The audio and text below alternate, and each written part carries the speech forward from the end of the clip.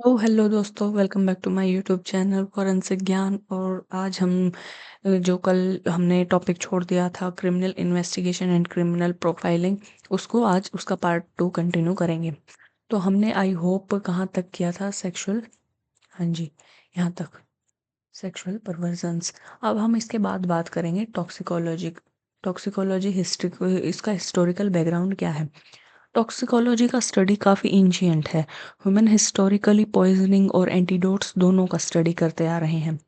तो इन इसमें पहले आते हैं मेंस पोरोहा। मेंस पोरोहा कब आए थे?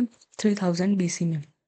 एंशियंट इजिप्ट के फरोआ मेंस के एरा में पॉइजनिंग के केसेस डॉक्यूमेंटेड थे। इन्होंने ये इसमें सिर्फ डॉक्यूमेंटेड केसेस की बात हुई है। फिर इनके बाद आते हैं एब्रस पेपायरस। ये कब आए थे? 1500 बीसी में। एंशियंट इजिप्टियन डॉक्यूमेंट जिसमें मेडिसिनल प्लांट और पॉइजन्स दोनों का डिटेल्ड डिस्क्रिप्शन था, यानी कि टॉक्सिक सब्सटेंस का नॉलेज मेडिसिन और क्राइम दोनों में यूज होता था। फिर अब इसके बाद बात करते हैं हम कौटिल्य अर्थशास्त्र की। इंडिया में I think 4th century BC में। हाँ, पॉलिटिकल पॉइजनिंग और एसोसिएशन के मेथड एक्सप्लेन किए गए थे। अर्थशास्त्र में डिटेल में बताया कि रूलर्स कैसे एनिमीज को पॉइजन के थ्रू एलिमिनेट करते थे। अब हम इसके बाद बात करते हैं पैरासिलस। हाँ, तो पैरासिलस कब आए थे? 1493 से 1541 तक। मॉडर्न टॉक्सिकोलॉजी का फादर भी इनको कहा जाता है। इन्होंने प्रिंसिपल दिया था कि डोज मेक द पॉइजन, मतलब किसी सब्सटेंस का इफेक्ट डोज पे डिपेंड करता है, ना कि ये कि क्या दिया जा रहा है। मतलब ज्यादातर इस बात पे डिपेंड करेगा कि कितनी मात्रा में दिया जा रहा है। फिर अब उसके बाद आते हैं मैथ्यू ओरफिला। मैथ्यू ओरफिला कब आए थे? 1787 से 1853 तक। इनको मॉडर्न, यानी मॉडर्न नहीं, फादर ऑफ फॉरेंसिक टॉक्सिकोलॉजी भी बोला जाता है। पहले साइंटिस्ट थे जिन्होंने systematic chemical analysis of poison किया था और कोर्ट में एविडेंस के लिए इंट्रोड्यूस किया था। ठीक है। एंशियंट टॉक्सिकोलॉजी में प्लांट्स और मिनरल्स का यूज कॉमन था, जैसे कि आर्सेनिक, हेमलॉक, साइनाइड। आज के टाइम में फॉरेंसिक टॉक्सिकोलॉजी एक मल्टी डिसिप्लिनरी फील्ड है।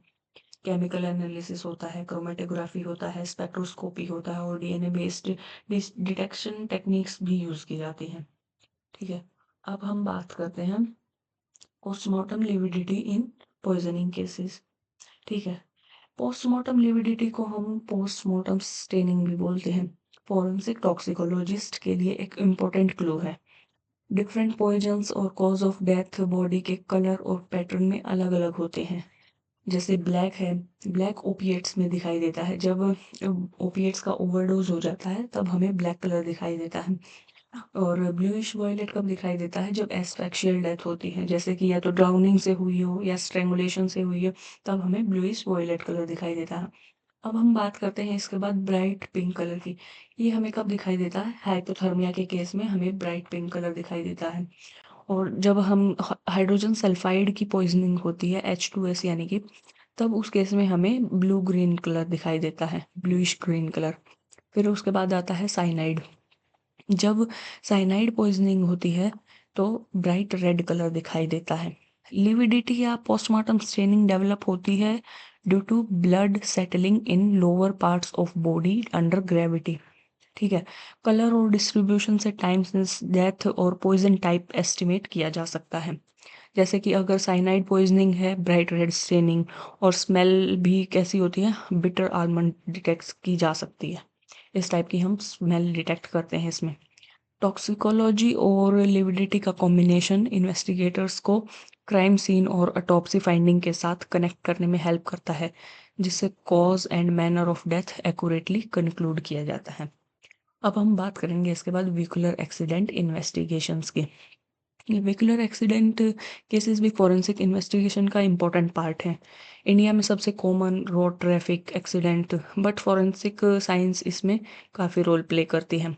कुछ लीगल प्रोविजंस हैं इसमें जो हम देखते हैं, जैसे कि आईपीसी का सेक्शन 279। हाँ, ये किस लिए यूज होता है? रैश ड्राइविंग और डेंजरस ड्राइविंग, इसमें 279 में इसको डिफाइन किया गया है। फिर इसके बाद आता है 337 ऑफ सेक्शन आईपीसी और 338। इसमें क्या बताया गया है? कॉजिंग हर्ट और grievous he is hurt by rash driving. फिर अब हम बात करते हैं कि किस टाइप के हम एविडेंस कलेक्ट कर सकते हैं किसी भी व्हीकुलर एक्सीडेंट केसेस में। तो सबसे पहले देखते हैं हम ट्रेस एविडेंसेस। ट्रेस एविडेंसेस जैसे कि हेयर हो गया, पेंट चिप्स हो गई, ग्लास फ्रेगमेंट्स हो गए, टायर मार्क्स हो गए, ये सब हम एक व्हीकुलर एक्सीडेंट जो क्राइम सीन होता है उस पे हम देख सकते हैं। फिर आते हैं टॉक्सिकोलॉजिकल एविडेंसेस। टॉक्सिकोलॉजिकल एविडेंसेस जैसे कि अल्कोहल हो गई, ड्रग डिटेक्शन कर लिया हमने ड्राइवर के ब्लड और यूरिन में, ये सब एविडेंसेस टॉक्सिकोलॉजी के अंडर आएंगे। फिर अब उसके बाद बात करते हैं सीरोलॉजी एंड केमिकल एनालिसिस। इसमें आता है ब्लड हो गया, टिश्यू फॉर हाँ कोलिजन रिकंस्ट्रक्शन, ये सब किस में आएंगे, ये सब सीरोलॉजी में आएंगे और इनमें अगर कुछ मिलता है तो केमिकल एनालिसिस इनकी की जाती है। फिर इसके बाद आता है बैलिस्टिक्स। बैलिस्टिक्स में क्या आता है, अगर व्हीकल में फायर आर्म यूज हुआ है जैसे कि रोड रेज शूटिंग का केस है तो ये सब हम इसके अंडर लाते हैं, किसके, बैलिस्टिक्स के। जैसे कि एग्जांपल देखें हम, तो अगर हिट एंड रन केस है, इन्वेस्टिगेटर रिकंस्ट्रक्ट करते हैं क्या क्या, व्हीकल स्पीड एस्टिमेट करेंगे किससे, जो टायर के स्किड मार्क्स होते हैं उनसे। फिर डायरेक्शन ऑफ इम्पैक्ट देखते हैं from deformation of vehicles, CCTV footage देखते हैं, विटनेस स्टेटमेंट मैच करते हैं, ठीक है। ये सभी व्हीकुलर एक्सीडेंट में हम कॉमनली देखते हैं। जो एक्सीडेंट इन्वेस्टिगेशन में क्राइम सीन बहुत प्रिजर्वेशन बहुत क्रिटिकल होता है, एक भी रॉन्ग मूवमेंट से एविडेंस डिस्ट्रॉय हो सकता है। रोड एक्सीडेंट के साइकोलॉजिकल एस्पेक्ट भी एनालाइज किए जाते हैं जैसे कि driver negligence, reaction time, intoxication, ये सब भी हमें बहुत ध्यान रखना पड़ता है। अब हम इसके बाद बात करते हैं किस किसियारे लोम्ब्रोसो, ये क्रिमिनोलॉजी, ये इन्होंने क्या किया था, मॉडर्न क्रिमिनोलॉजी का बेस एस्टेब्लिश किया था। इन्होंने क्रिमिनल्स का इन्होंने क्रिमिनल्स को फिजिकल और मेंटल ट्रेट के बेस पे क्लासिफाई किया था। कैसे क्लासिफाई किया था, इन्होंने बेसिकली तीन तरीके से क्रिमिनल्स को क्लासिफाई किया था। एक होते हैं बॉर्न क्रिमिनल, एक होते हैं इंसेन क्रिमिनल्स, तीसरे होते हैं क्रिमिनलॉइड्स। बॉर्न क्रिमिनल्स कौन से होते हैं, जेनेटिकली प्रीडिस्पोज्ड, डिस्टिंक्ट उनका फीचर, फेशियल फीचर होते हैं, जो लाइन होती है वो स्कल शेप डिफरेंट होती है। जो फिजिकली उन्होंने इसको डिफरेंशिएट किया था वो होते हैं बोर्न क्रिमिनल। उसके बाद आता है insane criminals, mentally ill offenders, इनको हम इंसेन क्रिमिनल बोलते हैं। क्राइम अनइंटेंशनली भी हो सकता है या कंपल्सिव भी हो सकता है, ठीक है। फिर अब इसके बाद आते हैं क्रिमिनलॉइड्स। क्रिमिनलॉइड्स क्या होते हैं, अपॉर्चुनिस्टिक होते हैं, ये ऑफेंडर अपॉर्चुनिस्टिक होते हैं। इनका इंटेलिजेंस देखा जाए वो भी एवरेज होता है। ये इन्वायरमेंट से बहुत ज़्यादा इन्फ्लुएंस होते हैं, ये बात ध्यान रखना है। आज के रिसर्च के हिसाब से लोम्ब्रोसो का कॉन्सेप्ट आउटडेटेड है लेकिन उसका कंट्रीब्यूशन क्रिमिनल प्रोफाइलिंग और ऑफेंडर बिहेवियर एनालिसिस में सिग्निफिकेंट है। मॉडर्न प्रोफाइलिंग बिहेवियरल, साइकोलॉजिकल और फोरेंसिक एविडेंस पे फोकस करता है, फिजिकल ट्रेट्स पे नहीं। जैसे कि सीरियल ऑफेंडर एनालिसिस अब साइकोलॉजिकल और बिहेवियरल पैटर्न के बेसिस पे होता है। क्राइम सीन का सिग्नेचर, बिहेवियर, एमओ और विक्टिम सिलेक्शन पैटर्न पर किया जाता है। अब हम इसके बाद बात करते हैं प्रॉपर्टी ऑफेंडर्स। प्रॉपर्टी ऑफेंडर्स का क्लासिफिकेशन हमने तीन तरीके से किया है। पहले होते हैं ओकेजनल प्रॉपर्टी क्रिमिनल्स, फिर उसके बाद आता है कन्वेंशनल, फिर उसके बाद आता है प्रोफेशनल। ओकेजनल कौन से होते हैं, ओकेजनल होते हैं अपॉर्चुनिस्टिक, मोस्टली वन टाइम, ये एक बार में काम करते हैं, मतलब कोई भी क्राइम करते हैं। जैसे कि हम कह सकते हैं पिक पॉकेट, जो पिक पॉकेटर्स होते हैं उनको हम ओकेजनल प्रॉपर्टी क्रिमिनल्स बोलते हैं। दूसरे आते हैं कन्वेंशनल प्रॉपर्टी ऑफेंडर, ये इनमें क्या आता है, ये रिपीट ऑफेंडर्स होते हैं, मोस्टली किस लिए करते हैं, फाइनेंशियल गेन के लिए करते हैं। जैसे कि कार थीव्स हो गए, हाउस बर्गलर्स हो गए, ये सब कन्वेंशनल ऑफेंडर्स के अंडर आते हैं। अब तीसरा बात करते हैं प्रोफेशनल क्रिमिनल्स। प्रोफेशनल क्रिमिनल्स यानी कि जो वेल प्लान्ड होते हैं, स्किल्ड होते हैं, सिस्टमैटिक अप्रोच रखते हैं, ये इन सबको हम प्रोफेशनल कहते हैं। जैसे कि एग्जांपल देखा जाए तो बैंक रोबर्स हो गए, ऑर्गेनाइज्ड थेफ्ट गैंग जो होती है ना, वो सब इसमें आता है। इन्वेस्टिगेशन में एमओ यानी कि मोडस ऑपरेंडी और क्राइम पैटर्न एनालिसिस क्रिटिकल है। प्रोफाइलिंग और प्रीवियस केस कंपैरिजन से पोटेंशियल सस्पेक्ट्स आइडेंटिफाई होते हैं। क्राइम मैपिंग और जियोग्राफिक प्रोफाइलिंग भी प्रॉपर्टी क्राइम्स में यूज होती है। अब हम देखते हैं मोडस ऑपरेंडी क्या होता है। मोडस ऑपरेंडी का मतलब है ऑफेंडर का unique method of committing crime. ठीक है, मेथड ऑफ ऑपरेटिंग यानी कि वो कैसे अपना एक क्राइम को कमिट कर रहा है। अब एट चर्लीज 10 पॉइंट सिस्टम जो कि आया था 1913 में, इसने एमओ के डिटेल्ड कैरेक्टरिस्टिक्स को डिफाइन किया था। फिर उसके बाद आता है वोल्मर रिवीजन 1920 में। इसमें एमओ को डायनामिक और इवॉल्विंग कॉन्सेप्ट कहा था। देखो, एमओ इवॉल्व करता है, ऑफेंडर एक्सपीरियंस गेन करता है, क्राइम और सोफिस्टिकेटेड हो जाता है। इन्वेस्टिगेशन में एमओ हेल्प करता है क्राइम को लिंक करने में। जैसे कि एग्जांपल देखा जाए, एक serial burglar same window entry method use करता है, linking multiple burglaries to same offender. MO का कॉम्बिनेशन सिग्नेचर बिहेवियर और विक्टिम सिलेक्शन पैटर्न से प्रोफाइलिंग कंप्लीट होती है। अब हम इसके बाद बात करते हैं क्रिमिनल प्रोफाइलिंग। इसका पर्पस क्या है, यानी कि इसका ऑब्जेक्टिव क्या है क्रिमिनल प्रोफाइलिंग का। अननोन ऑफेंडर आइडेंटिफाई किए जाते हैं। ओके, सस्पेक्ट को पूल जो है वो रिड्यूस किया जाता है। फिर उसके बाद बात करते हैं ऑफेंडर के मोटिव और प्लानिंग को समझना। ट्रायल के दौरान प्रोसिक्यूशन असिस्ट करना। ये सब किसके ऑब्जेक्टिव, क्रिमिनल प्रोफाइलिंग के। प्रोफाइलिंग साइकोलॉजी और फोरेंसिक एविडेंस का कॉम्बिनेशन होता है। Crime scene analysis, MO, forensic reports और विटनेस स्टेटमेंट इंटीग्रेट करके प्रोफाइल बनाया जाता है। जैसे सीरियल ऑफेंडर का पैटर्न हो गया, सिग्नेचर और फोरेंसिक डाटा कंबाइन करके सस्पेक्ट डिस्क्रिप्शन क्रिएट होता है, जो इन्वेस्टिगेशन फोकस और एफिशिएंसी इंप्रूव करता है। अब हम बात करते हैं क्रिमिनल प्रोफाइलिंग के मेथड क्या क्या होते हैं। बेसिकली क्रिमिनल प्रोफाइलिंग के 3 बेसिक मेथड हैं। एक होता है डायग्नोस्टिक इवेल्युएशन, फिर आता है बिहेवियरल एविडेंस एनालिसिस, फिर आता है क्रिमिनल इन्वेस्टिगेटिव एनालिसिस।